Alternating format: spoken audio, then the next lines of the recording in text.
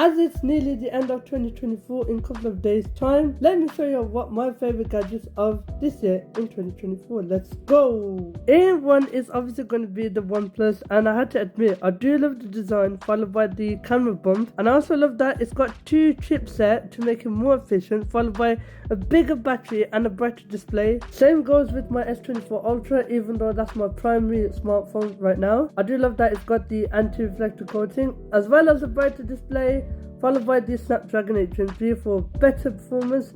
With the AI stuff, they absolutely made a high performance smartphone. Obviously my headphones are currently disconnected, but these are the best headphones. I find it comfortable, the sound quality is excellent, and the battery does last long, even though it's like 2 weeks and a half or so, which is not too bad. The flips and folds are one of the greatest devices that Samsung launched, because it just feels like carrying a mini digital notebook. You can just take it anywhere with you, play games, watch content.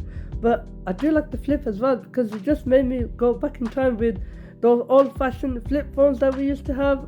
But I think I used to play with one of them. My mom used to have those, which was really good. Now obviously laptops are busting with the performance, including that we've got the Intel and Snapdragon chipset, but I do love that it's got the AI capabilities, especially when it has Copilot on board. And speaking of laptops, yeah, I cannot get around with my MacBook Pro because I loved it. When Apple launched the MacBook Air 2024, that got me interested because it's slimmer, it's lighter, it's got no fans.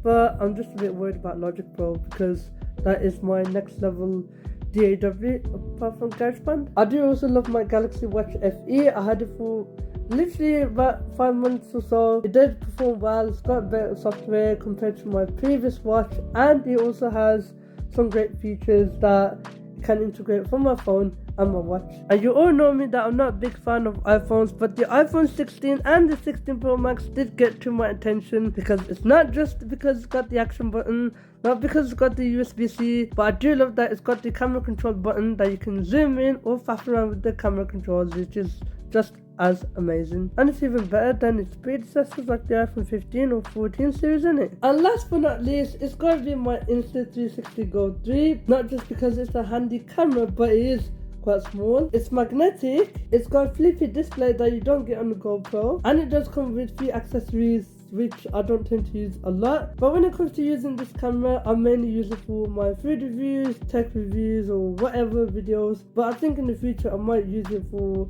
vlogging again at some point, so yeah. And yes guys, technology has been improving over the years, but in the coming years or so it is going to be busting, and that's what we call the modern era of technology, especially for apps, softwares, firmwares, you name it all. That's going to be advancing as well in the coming years.